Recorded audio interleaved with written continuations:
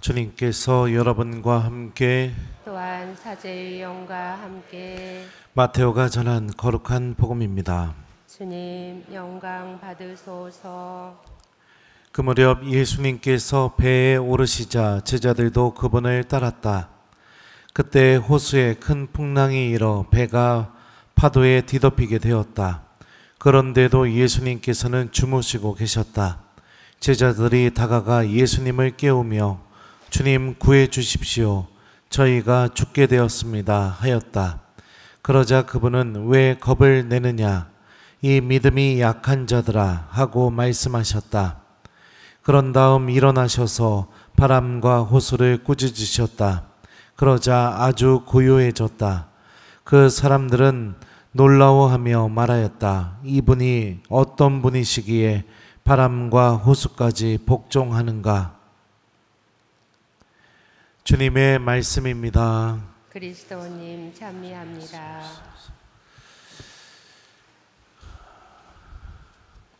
오소서 성령님, 주님 구해 주십시오. 저희가 죽게 되었습니다. 안녕하세요. 예, 믿음이 없는 사람들이 기도하면 하느님은 어떻게 주실까요? 1번 들어주신다. 2번 안 들어주신다.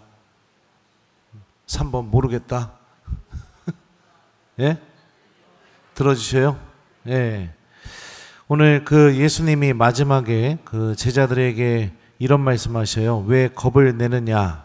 이 믿음이 약한 자들아. 이렇게 약한 자들이라고 번역이 되었지만 영어로 얘기하면 little입니다. of little. 예. 그러니까 거의 없는. 그다음에 아주 작은, 아주 작은 아니지만 작은 소량의 믿음 자체가 거의 없거나 아니면 굉장히 작은 믿음을 갖고 있다고 제자들을 향해서 그렇게 말씀하셔요. 근데 중요한 점이 무엇이냐? 제자들이 믿음이 거의 없거나 믿음이 작은 상태일지라도 예수님은 처음부터 그들과 함께 배 안에 계셨습니다. 그게 중요한 거예요. 그죠? 예수님이 처음부터 같이 계셨어요. 그리고 그들이 믿음이 작던지 거의 없던지 중요한 건 뭐냐면 죽을 것 같아서 예수님을 깨우니까 주님께서 응답해 주셨다는 게 굉장히 중요한 거죠.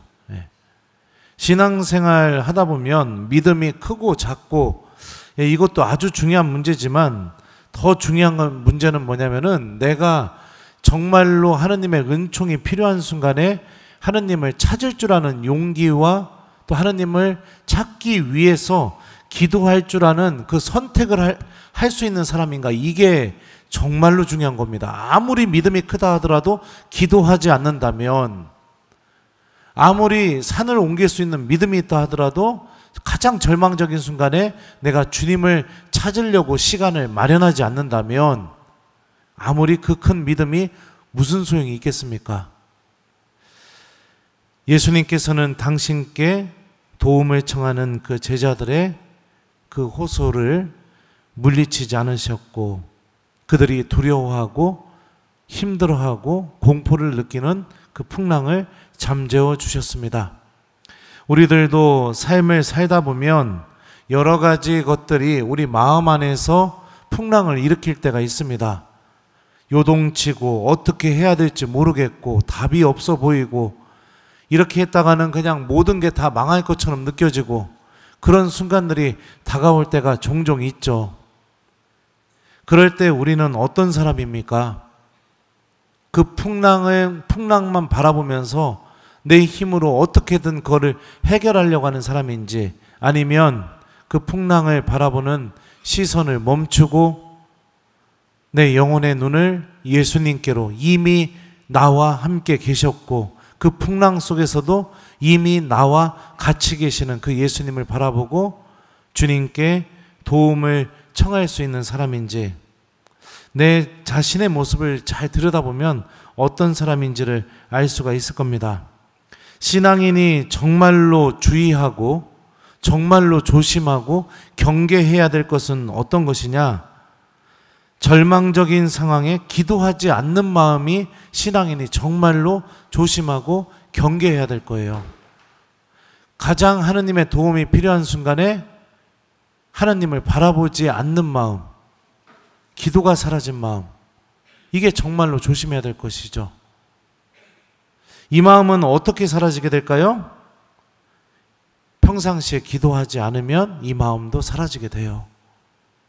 평상시에 하느님을 선택하지 않으면 이 마음은 사라지게 돼 있습니다. 바쁜 일 생길 때 항상 하느님을 뒤로 미루고, 나의 일상은 바쁘거나 아니면 너무나 느긋하거나 어떤 삶을 살든지 간에 나의 삶 안에 기도가 완전히 사라져버리고, 그렇게 된다면 조금씩 나도 모르는 사이에 가장 절망적인 순간에도 하느님을 기억할 수 있는 능력 자체가 우리들에게서 사라져버리게 됩니다.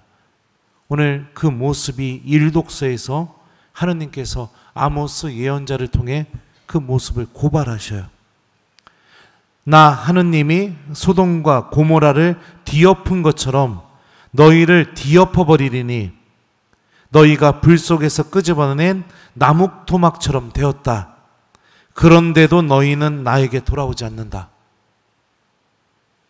하느님께 벌을 받았음에도 불구하고 이스라엘이 어떻게 해요? 하느님께 돌아오지 않고 있다고 주님께서 그렇게 말씀하고 계시죠. 왜 그럴까요? 하느님 없이 사는데 너무 익숙해져 버렸기 때문입니다.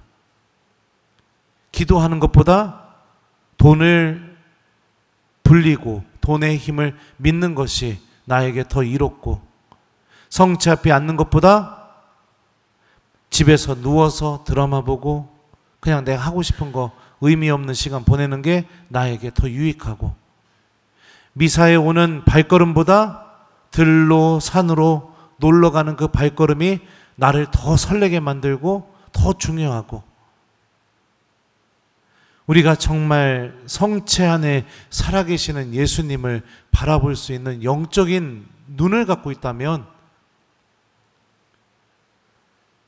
일상의 삶 안에서 드려지는 이 미사한 대가 얼마나 소중한지를 깨닫게 되겠죠. 근데 어떡합니까? 그 영적인 눈은 기도하는 삶을 통해서 얻을 수 있는데요. 그 영적인 눈은 성체 앞에 머무르는 시간을 통해서 얻을 수 있고, 그 영적인 눈은 주님의 말씀을 간직하고 실천하는 것을 통해서 얻을 수 있는데요. 아무것도 하지 않으니 아무것도 보이지가 않는 겁니다.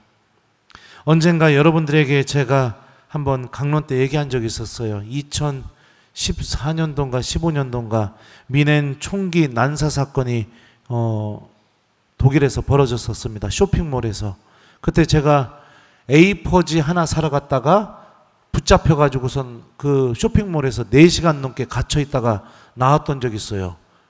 나는 쇼핑하러 간 것도 아니고 A4지 하나 사러 갔다가 내 인생이 이렇습니다. 가만히 있으면 막 이렇게 난리가 나요. 예. 밖에서 막 총 쏴가지고서 그 죽을지도 모른다는 그 공포 속에서 4시간, 5시간을 옥상에 갇혀가지고선 벌벌 떨면서 있었습니다. 근데 너무 신기한 게 뭔지 알아요? 거기 독일 사람들 대부분 개신교 신자 아니면 다 천주교 신자거든요. 기도하는 사람이 없는 겁니다. 스마트폰으로 뉴스 보고 있고, 스마트폰으로 문자 보내고 있고, 스마트폰으로 전화하고 있고, 그 4시간, 5시간 동안 그 건물 안에서 다 같이 있었거든요.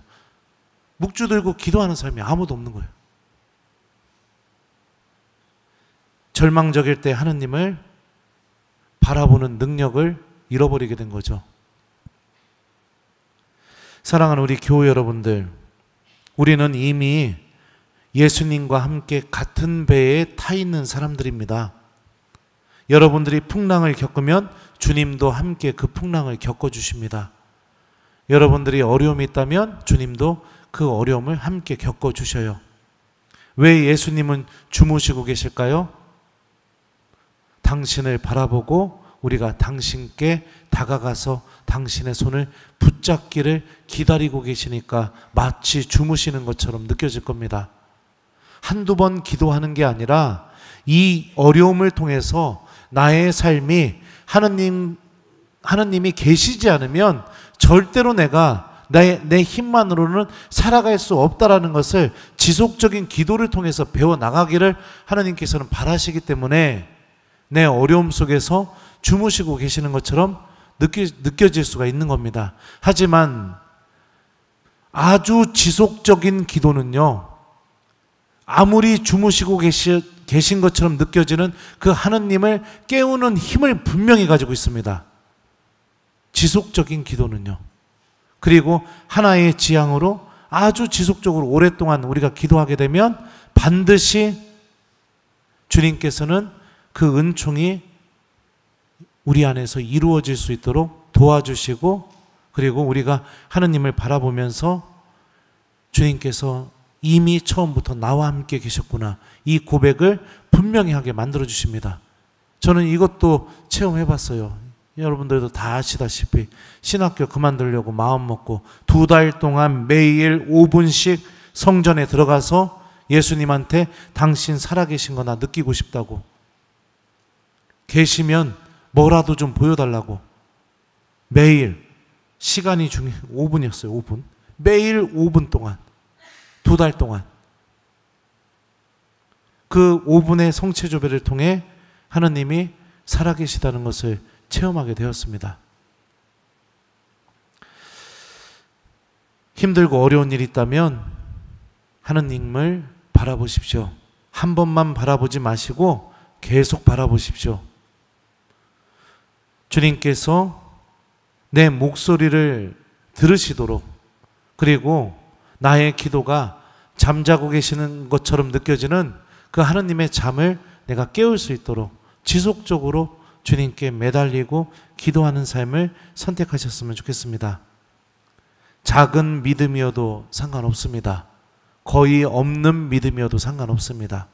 예수님은 작은 믿음이든 거의 없는 믿음이든 약한 믿음이든 그 믿음에서 터져나오는 당신을 찾는 울부짖는 소리를 절대로 외면하지 않으십니다.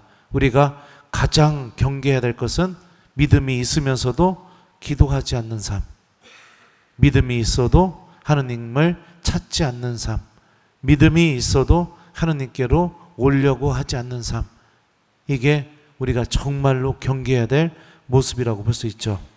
숙제 드려요. 오늘 하루가 거의 다 지나갔으니 그래도 아침에 숙제 줬으면 참 좋았을 뻔했는데, 혹시라도 잠자기 전까지 속 터질 일이 생기게 된다면 똑같이 화내고 똑같이 갚아주고 그러지 마시고 멈추시고, 내 생각을 멈추고 성호경 긋고 제자들처럼 주님 저를 구해 주십시오, 이렇게 좀 예수님께 기도하는 것을 좀 해보셨으면 좋겠습니다.